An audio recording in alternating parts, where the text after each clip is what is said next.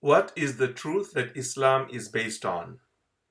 Islam places extreme emphasis upon the one external truth which has been there from the beginning, that is, the truth of Tawheed, or unity.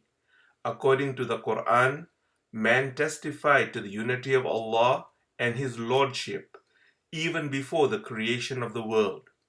Therefore, Islam is not based upon a transient message or particular aspect of the reality of Allah, who is the absolute God, but upon the absolute reality itself, that reality which is characterized more than anything else by its uniqueness and oneness.